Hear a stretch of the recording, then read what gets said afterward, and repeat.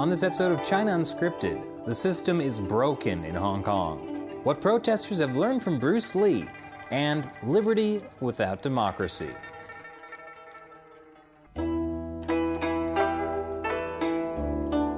Welcome to China Unscripted. I'm Chris Chappell. I'm Shelley Zhang. And I'm Matt Gnesta. And joining us today is Antony Dapiran, a Hong Kong-based writer, lawyer, and photographer.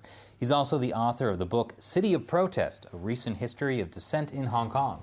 Thanks for joining us. Thanks, it's a pleasure to be with you. You've essentially written the book on Hong Kong's protest culture, literally. So, what do you think of the recent protests against the extradition bill? Are they similar to what you've seen in the past? They're really similar, but also different in really interesting ways. They are similar, I guess, to the protests that we saw in 2003 here over another proposed law that was controversial. That was the so-called Article 23 law, which was proposing to introduce sort of national security, anti-sedition, anti-subversion laws into Hong Kong. Like this time around, there was a pretty strongly unified consensus in the community opposing that draft law, and again, large numbers of people came out into the streets, not as large as this time, but it was sort of a historic high at the time, and the government, in that case, withdrew the draft law, and it never appeared again. So this time around, it's been a similar dynamic. The government proposed a law that was really unpopular, obviously provoked huge feeling among the community here in Hong Kong, and people came out not just in their hundreds of thousands, but in their millions to protest it. This time around, the government haven't used the word withdraw, but I think we can sort of generally agree that it's all been but withdrawn in practice. So that's sort of the parallel, I think, between this time around and last time around. Well, actually, I want to ask this with the withdrawal part. We still have seen the Chinese Communist Party saying they support the extradition bill, which I'm sure makes a lot of people nervous that this isn't really done. Yeah. I mean, the government has. I have a feeling it's sort of an issue of face at this point. You know, the government have said, it's on hold with no timetable for it to be reintroduced. They've also pointed out that the legislative timetable only has a year or so to go until we have elections next year, which would then, at that point, the current parliament is dissolved and all the laws that haven't been gone through this time around are automatically withdrawn. So they're sort of saying, look, in practice, it's gone and it's not going to come back, but we're not going to use the word withdraw because that would make us look like we're giving in to the protesters. But I think the practical effect is probably the same thing. I think we're not going to see it come back in the next year anyway. So that's the comparison with 2003. The other kind of obvious comparison, and I think in this case there's a lot of points of difference, is with the umbrella movement of 2014. That was another large-scale protest that Hong Kong saw, again made TV screens around the world. That one was unsuccessful, finished up at the end of 2014 after a 79-day occupation with the protesters getting none of their demands met. And that protest was also different in that it had a very clear sort of centralized organized leadership. And one thing that people have commented on that distinguished the current protests from 2014 is that this movement seems to be much more leaderless, or if not leaderless, at least the leadership are sort of, or the people coordinating the protests are very much off the radar, and things are happening in online chat groups and private message groups and those sorts of things. And a lot more spontaneous sort of activity from the crowd, and a lot more mobile. They move to a different place, every day, sort of doing hit and run style protests rather than settling down in the one spot for a lengthy occupation. So, in that way, this lot of protests has been different to the most recent big protests we saw in the umbrella movement. So what you're saying is there's room for a charismatic foreign person who maybe has like a popular TV show about China to come into the scene and assume a leadership position. Yeah, but if a charismatic foreign person did that, they'd be really playing into the hands of the sort of foreign forces narrative. That it's interesting because the Chinese government, and sort of the pro-Beijing politicians have been saying all these protests is just foreign forces, CIA paid and bad. Exactly, causing trouble.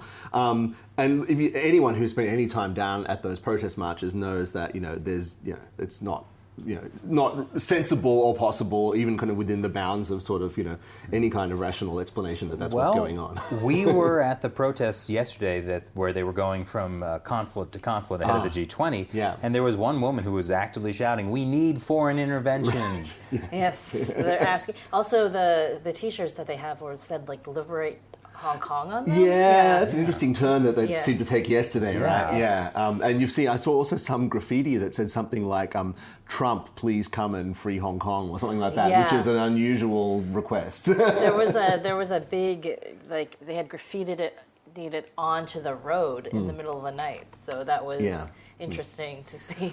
Yeah, I think the protesters are keenly aware that, I think especially with the G20 meetings coming up this week, that international attention is in some way helpful to their cause.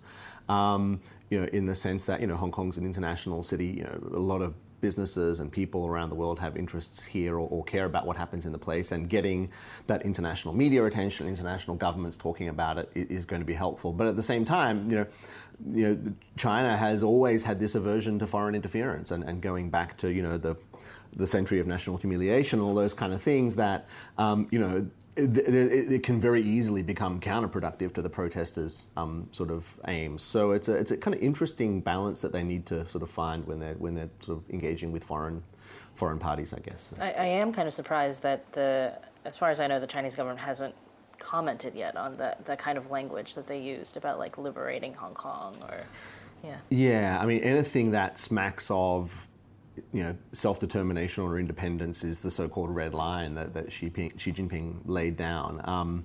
And I think if any of that sort of rhetoric gets an airing in the media, then or is raised in official channels with China, I think it'll get a pretty stern response.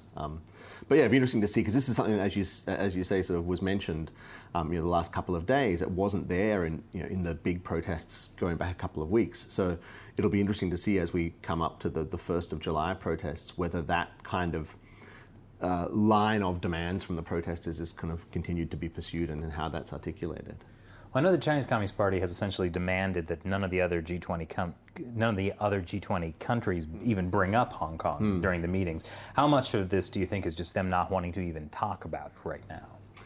Yeah, I think they feel, as with any other things related to China, that it's an internal affair, and they don't want it to even talk about it with any other foreign countries. And I think I have no doubt they'll be successful in keeping it off the official agenda. I think what the protesters are aiming for with the newspaper advertisements and the rallies and so on, and the visits to the consulates, is to at least get it being talked about in the corridors, and it talked about on the in the side discussions, and perhaps not on the official agenda, but when the other countries' delegates are meeting with the Chinese delegates to sort of ask, hey, by the way, what's going on in Hong Kong?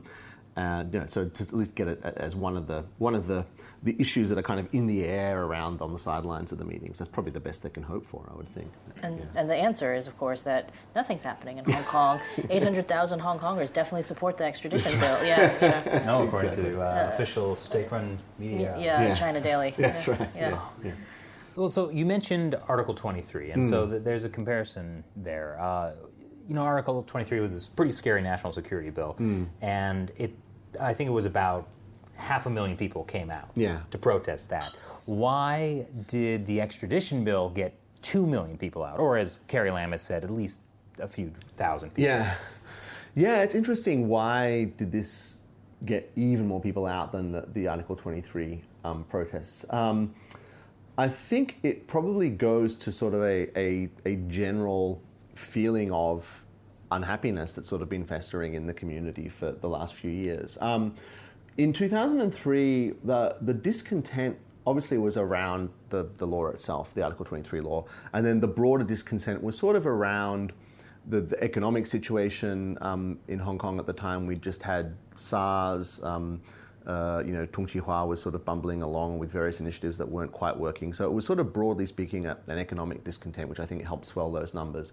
This time around, none of those sort of underlying, social justice, inequality, property price issues have gone away. And on top of that, we've had the last 5 years where, following the umbrella movement, the government has been really tightening the screws on dissent. And we've had the legislative disqualifications, we've had various candidates being barred from running for office, the prosecutions of all the umbrella movement leaders.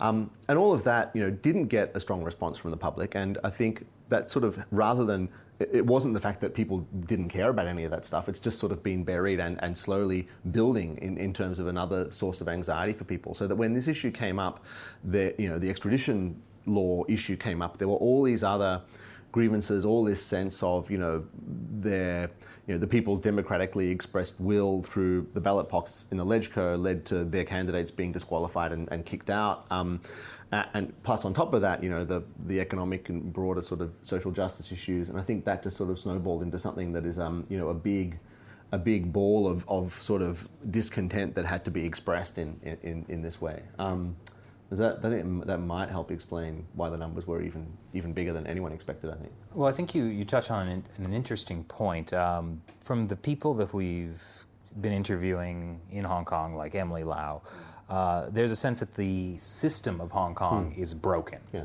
That the people have, because of the legislator's disqualification, they have no way to actually influence or have a say in the government. And so, in a way, protests have become institutionalized. Yeah. That's the only option they have. Yeah. Yeah, no, I would agree with that entirely. And it's, if I may be slightly self-serving, it's one of the key arguments in my book, that Hong Kong is this place, as Chris Patton described it, that has liberty without democracy. So, there isn't a democratic system that enables people to properly express their views through those channels, and the government is not accountable to the people through that mechanism. But they have the liberties that enables them to take to the streets and protest. They have freedom of expression, freedom of assembly, all those rights and freedoms. So, as you say, and as Emily, I entirely agree with Emily Lau on this point, protest becomes, the only effective channel for political expression, and has become institutionalized over the years in Hong Kong. It's not least because it's been successful on several occasions. Article 23 is a notable one. The National Moral Education Curriculum in 2012, which was sort of the first big protest that Joshua Wong led, was also a success. And I think the other element potentially driving the big protest numbers is the sense that Hong Kongers understand that the Hong Kong government are not accountable to them. They're ultimately accountable to Beijing. And I think there's also a suspicion that when Hong Kong officials go up to Beijing to report back on what's happening here, they're not necessarily giving a frank and honest account of the genuine feelings of the Hong Kong people. So there's perhaps this sense that, if Beijing are kind of having the wool pulled over their eyes by the Hong Kong government reps when they go up and visit them, they can't hide from, seeing 2 million of us on the street, and this will let them see how we really feel. So it's sort of, in a way, getting the attention of Beijing and asking Beijing, please, push the Hong Kong government to do something. So you're saying it's a bad idea to hide things from your boss? Right, yeah. Yeah, especially if you've got 2 million people who are going to come out and call you on it, yeah. Just to back up for a minute, I think one of the things in this protest that really changed the dynamic of what was happening was what happened on June 12th, when the protesters went to LegCo in that area, and then the police fired tear gas. You were there, you said? Yes, I was there that day, yeah. Can you tell us a little bit about what that was like? It was, the first and most striking thing was, I got there sort of mid-morning, about 9:30 or so. I knew that there was going to be a protest outside the Legislative Council. I knew that they were going to plan to try and, block the building and stop the meeting going ahead. I came around the corner, and just to see this massive crowd already there, already completely filling Harcourt Road where the Umbrella Movement occupation had taken place. And it was like the Umbrella Movement had just sort of been instantly resurrected in a matter of hours. Not only were the crowds there, all the supply stations were springing up. People were bringing in all the sort of the protective gear and sort of food and water and first aid gear, and it was all just sort of happening, almost instantaneously without any clear sort of centrally directed organization. And that was just sort of something quite stunning. And knowing that, the Hong Kong government would never have wanted another sort of Occupy situation to arise again, and yet here it was, sort of instantly, before our eyes. So that was sort of the first striking thing. And then, in the course of the day, obviously, that the protesters had a win when it was announced that the meetings had been cancelled. I wasn't close enough to sort of see exactly what sort of sparked the confrontations with police, but obviously at a certain point the police decided they wanted to clear the roads, and then began using the tear gas and rubber bullets and various other sort of measures. And they were using it very liberally, even from not right close up to the front and a block or two away. There was still tear gas drifting around everywhere, and and the police were sort of firing it, into the backs of retreating crowds who were already moving away. They were firing it in the middle of, office towers on an ordinary working afternoon midweek, up in the Pacific Place, one of the big malls, and on the front steps of the High Court, and it was really quite. A kind of pretty out of control situation. And the thing that sort of surprised me most was that in 2014, when the police used tear gas, and I think it had been the first time that tear gas had been used since the protests of the riots of the late 1960s, they used half as much as they used last Wednesday. And that provoked a really strong reaction from the Hong Kong community at the time. In 2014, people were kind of angry at the police using tear gas at all, and that brought out even more support onto the street. And that, in a way, is arguably the thing that started the umbrella movement occupation. But this time around, it almost seemed like this kind of behavior by the police had been normalized, and everyone was just sort of, that was what they expected. And it wasn't as shocking as it had been 5 years ago. And that, in a way, is sort of a sad comment on the state of affairs in Hong Kong, that people are no longer shocked to see the police, firing tear gas and firing rubber bullets into the crowd, and it didn't get the immediate sort of reaction from the public in terms of everyone coming out to support in the way that they did in 2014. And I guess to go back to your earlier question, that might have been one of the other things that brought so many people out on the Sunday, that they were reacting to what they'd seen on the Wednesday, delayed by a few days, and that also would have, I think, perhaps helped to prompt some people to come out and protest. Did you experience the tear gas and all that stuff? Yeah, I did. Yeah, unfortunately, it was. I got caught in a drifting cloud, and it's it's not very pleasant. It stings your eyes, and it's difficult to breathe, and it sort of stings your skin as well. I was sort of with a crowd. We happened to sort of be near the City Hall Design Museum, and a rear door was open, and sort of people were sort of flooding into that rear door where the bathrooms happened to be to sort of wash their faces and wash their eyes and so on. It's quite funny. There was a sort of a cleaning lady, sort of who'd just been obviously working or whatever, and just sort of sitting there leaning on her mop, sort of with a bemused look, watching this crowd of sort of coughing, spluttering, crying people streaming in the back door, and she was just sort of sitting there watching. I thought, okay, well, another day at the office sort of thing. So it was a pretty funny situation. Not so funny, having been tear gassed, but yeah. Did you start to rethink some of your life choices at that moment? No.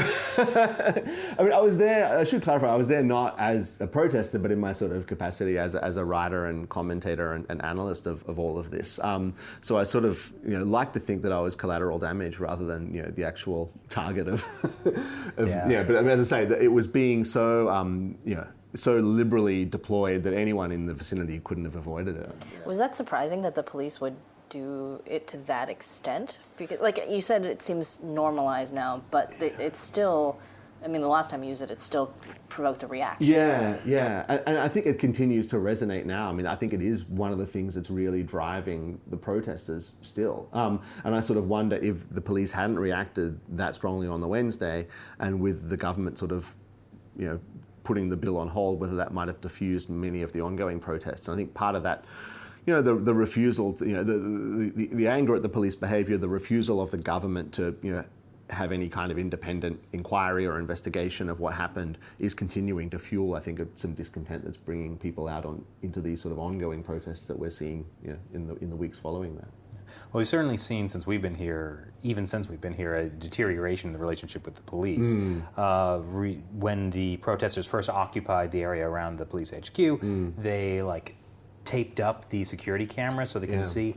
And then when they did it again last night, they started to actually spray paint. Right. Yeah. So I guess the original idea was that they didn't want to damage the equipment. Right. And now it's kind of gotten a little more, because the police have not apologized in any way. There's been no recognition. To the contrary, they've, I think, been arguing that they were completely justified in what they did. I mean, that is interesting that there is that element of, there's been some, graffiti and those sorts of things around, which we never saw in the umbrella movement. There was sort of no permanent property damage in the umbrella movement, whereas graffiti is something that is sort of a first. There's still been no property, sort of serious property damage in these protests. There's never, it's not sort of a smash things up kind of protest style in Hong Kong. I guess if you had a protests of this scale, elsewhere in the world, you'd have broken windows and burning cars and those kind of things. I mean, some high-end malls were sheltering students, Exactly. so it's hard to claim that they were like rioters. Exactly. So it's a very different dynamic to what you might expect with large-scale protests elsewhere in the world. Yeah, I know. I noticed there was one graffiti. It was like "F the Popo," right? And I'm just thinking, like, I don't imagine Popo is a native Hong Konger slang. So I imagine there's some rowdy expats involved. There could be. And that's the foreign interference right That's there. the foreign interference right there. Oh, geez. Are there things that have surprised you about these protests? Yeah, I mean, I've been surprised by the way that the young protesters have just developed and evolved their protesting tactics since the umbrella movement.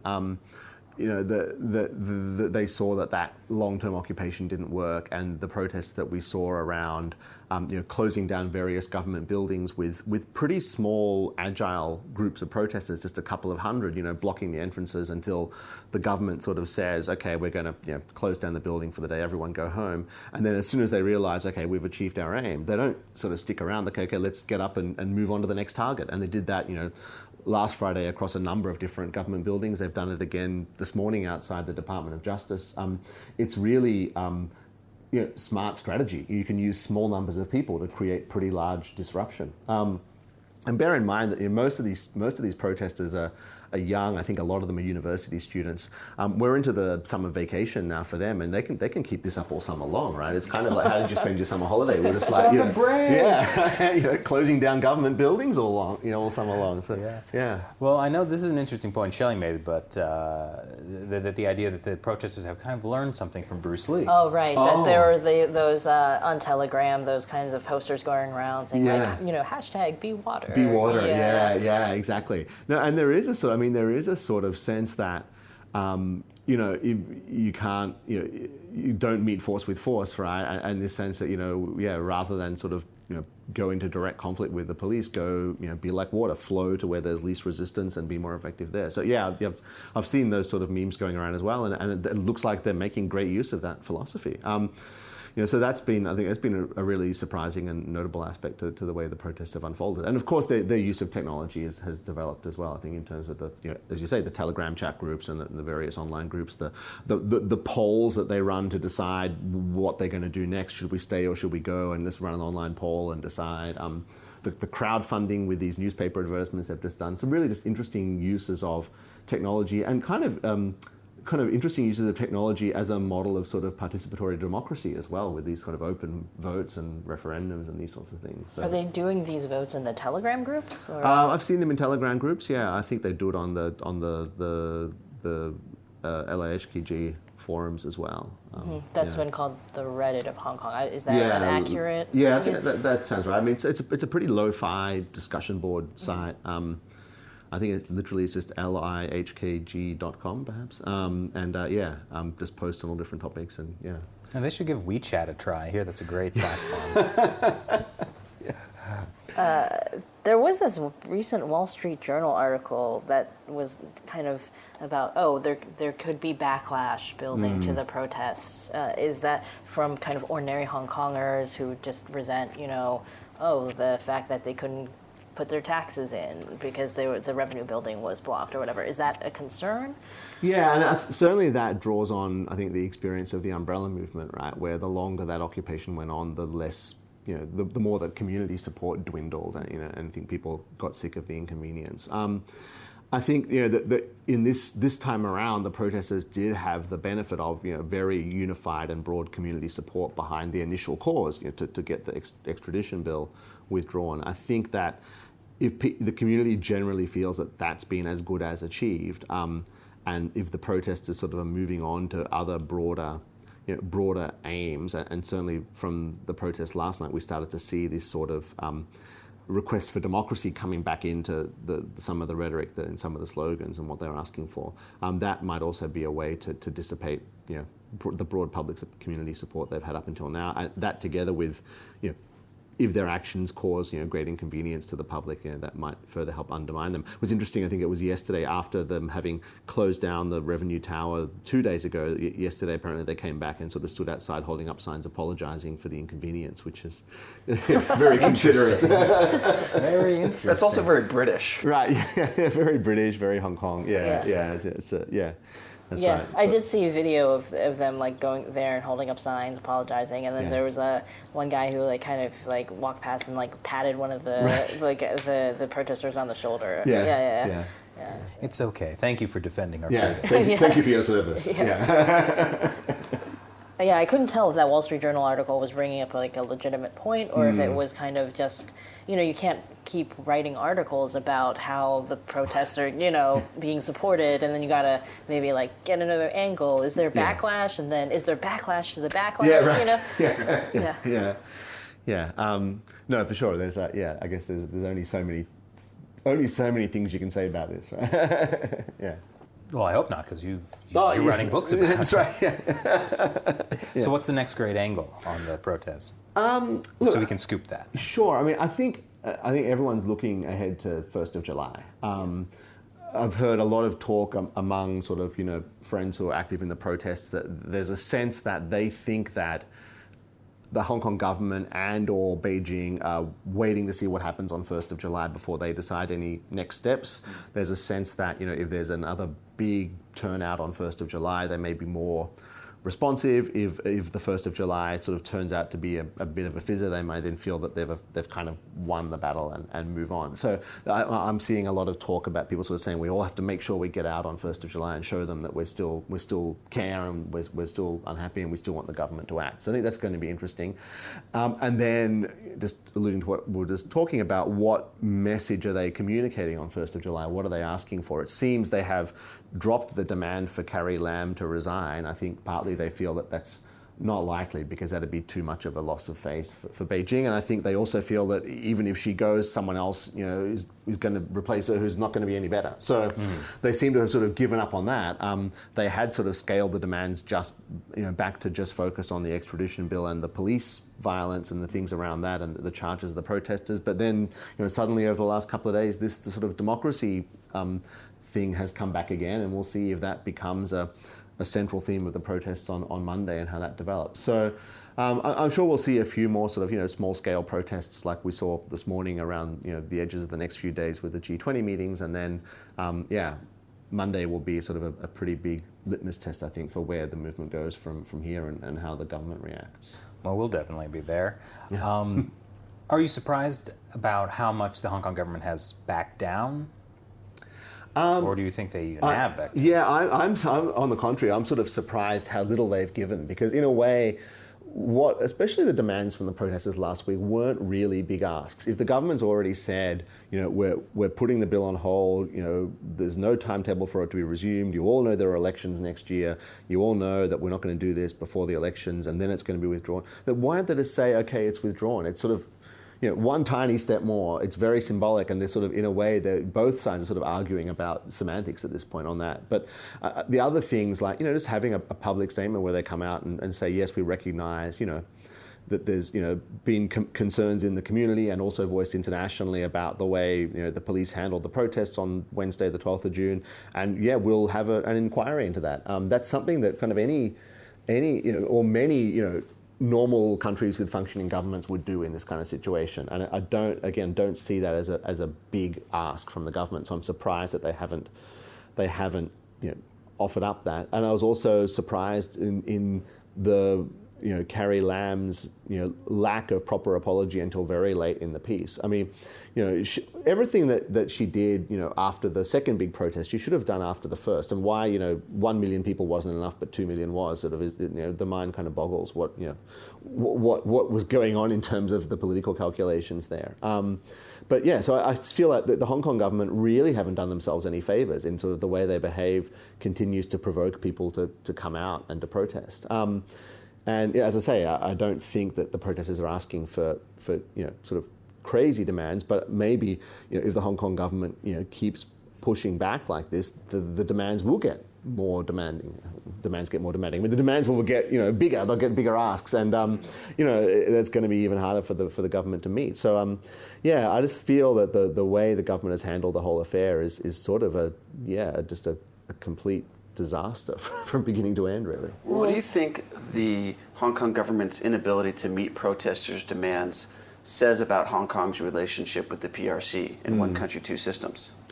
Yeah, no, I think there's clearly a sense that people feel that the Hong Kong government's sort of taking instructions from Beijing, and that there were reports in the media, and I assume they're fairly reliably sourced, saying that it was actually Beijing who pushed Carrie Lam to back down after the she protests. Totally denies that she got any pressure from Beijing to implement it. To implement it, that's right. Yeah. The official story's always been, and again, I spoke to a couple of the reporters who said they felt that the sourcing was solid, that this was Hong Kong's initiative. Once Hong Kong floated it, Beijing sort of said, sure, we'll take that, and got behind it, but they weren't sort of imposing that on Hong Kong in any way.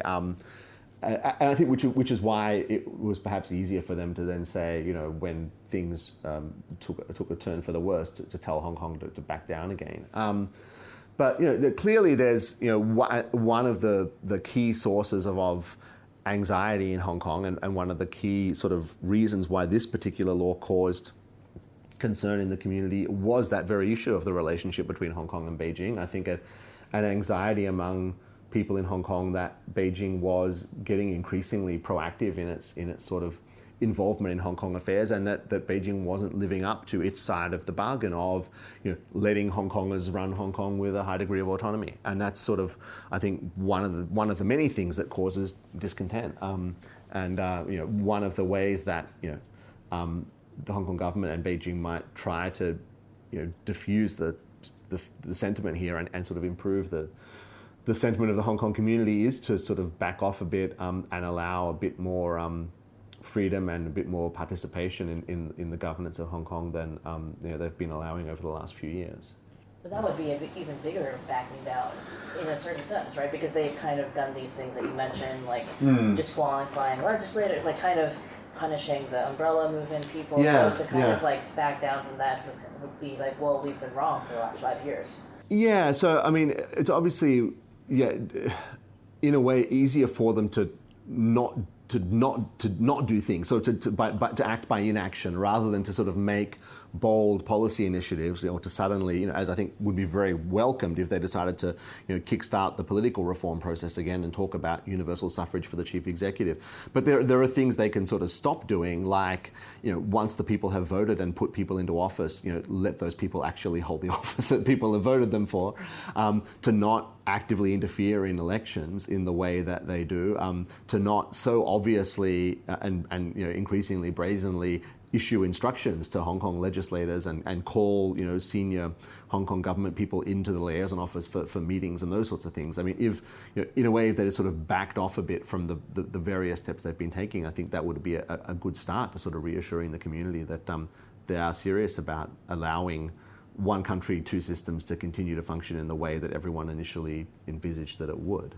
I think one interesting thing about the withdraw thing that you were talking about, like the argument about semantics, is in Carrie Lam's last press conference last Tuesday, where she came out and apologized again and said, oh, well, people like media after media were asking her to say the word withdraw, basically. Yeah. And she just could not, every time she was like kind of trying to explain how like it's dead in the water, but she couldn't. So afterwards the impression you got was that someone told her she couldn't say the word withdraw. I see. Interesting. So it was really interesting to see like the impression that gives people, because I think at the beginning people were like, her apology seems pretty genuine. The second one, I guess, was. Yeah. The Tuesday apology seems like genuine, and she seems to be like doing better. And then like as the Q&A went on, people were just like, she is digging a hole for herself. It's like worse and worse. So it was interesting to see like maybe there is something like happening that doesn't really give people faith in one country, two systems. Yeah. And I think it doesn't help that, Carrie Lam is clearly not a woman of the people, right? I mean, ever since she took office, there's sort of been jokes around about how out of touch she is. And her inability to communicate and I think that the disastrous sort of TVB interview she gave where she sort of was weeping what people regarded to be crocodile tears and sort of referring to the Hong Kong people as wayward children, effectively. These sort of continued mishaps in terms of just communication and messaging that an experienced politician wouldn't make. I mean, she's not a politician; she's a lifetime civil servant, sort of thrust into a political role. And so, it's difficult to have faith in the one country, two systems arrangement when the person who's supposed to be sort of safeguarding that and upholding that is someone that the community just doesn't have trust in because they can't communicate and can't sort of win the support and the trust of the community. So it's a tricky position for her. Beijing might have done better getting somebody who seemed more outwardly sympathetic to the people. Yeah, right. And the other candidate that lost against her, John Tsang, was sort of someone who was more personable and might have been more welcomed by the people. But I mean, Hong Kong has had now 4 chief executives, none of whom have been particularly successful.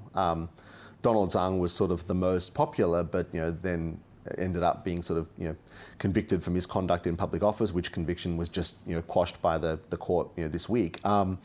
But the others have all been sort of disastrously unpopular. But that's what you get when they're not chosen by the people, right? It's sort of imposed upon them by this sort of small circle election committee, and effectively it's Beijing's favoured candidate that wins that quote unquote election. So. I remember when we were here in 2014 for the Umbrella Movement, it seemed like there could be no more hated chief executive than C.Y. Leung at the time. Exactly. But now it seems like Carrie Lam has maybe cratered. Unbelievably seems to have topped that or gone below that nadir that C.Y. Leung had plumbed. Yeah, it's quite amazing. Yeah. I think that's it on my end. Well, I guess maybe the last question is, what do you see as the end game for these protests? Yeah, it's an interesting question. I've sort of been thinking about that, and I don't have I guess one answer. I have a couple of different possibilities. One is that things just sort of peter out. The community sort of is not happy, but I guess generally, satisfied that this particular issue at least is resolved, and they'll, kind of go on with rumblings of discontent, and the student protests will probably slowly die down, and everyone will sort of get back to whatever fraught normal there was. That's sort of one possibility. The second possibility is that we're in for kind of a long summer of discontent, and these student protests continue. Large popular protests, may also recur, and that things, the pressure continues to increase on the Hong Kong government, such that maybe there is some kind of movement. I don't think it will be Carrie Lam resigning, but maybe they do sort of take some positive policy actions to try to settle things down again. In a way, there's another possibility, where things sort of get even more unstable. If the government, and you can see that happening, if the government makes more missteps, or if the police make more missteps, although the police clearly are being very careful to be backing off a lot of their policing since that Wednesday, the 12th of June. But if there's more missteps from the government and the police that creates more discontent, we may see bigger protests, and there's a path that probably isn't such a desirable path for Hong Kong, or for most of the Hong Kong community, where things get even more unstable. But I don't know which of those possibilities to handicap. I think the last is probably least likely. I think it's either going to fizzle out or to sort of continue with this baseline ongoing protest and discontent until at some point either it dies out or the government does something to sort of keep people slightly happier. But always difficult to predict the future. I think that's one thing that, since we've been here this time, people have just constantly told us how surprised they've been by what's been happening these past few No days. prediction has been accurate so Yeah. far. I mean, people who were saying, we talked to some activists after Carrie Lam came out and said that the bill would be postponed on Saturday, and they're like, oh, well, this probably means that Sunday's protests will be smaller. Yeah, and it was twice the size. Yeah, that was remarkable. Yeah. So that's pretty interesting. So I understand you don't want to. Yeah. I guess if I had to, and it's only a couple of days. I guess if I had to predict for Monday, my feeling is that Monday will be big again. It might not be 2 million or 1 million, but I think it's not going to be insignificant. That's my best guess. Just from talking to people, people are still upset and annoyed, and it's a public holiday and it's a traditional day of protest, and they want to come out again. That's my sense. But. So somewhere between 100,000 and 7 million. Yeah, right. Out of 7 million Hong Kongers. Yeah, that's a good estimate. I'll run with that. Yeah. Led by a charismatic foreigner who hosts a TV show and podcast. Right, there you go. With anyone. Well, thank you so much for joining us. If those listening want to learn more about you and your work, where should they go? I'm very active on Twitter. My Twitter handle is Antd, A-N-T-D. I have a website which is my name, AntonyDapiran.com, where you can sort of see some of my writing. And of course, you can buy my book, City of Protest, published by Penguin. Great. Well, once again, thank you for joining us. And thank you for listening to China Unscripted. Once again, I'm Chris Chappell. I'm Shelley John. And I'm Matt Gnezda. Talk to you next time.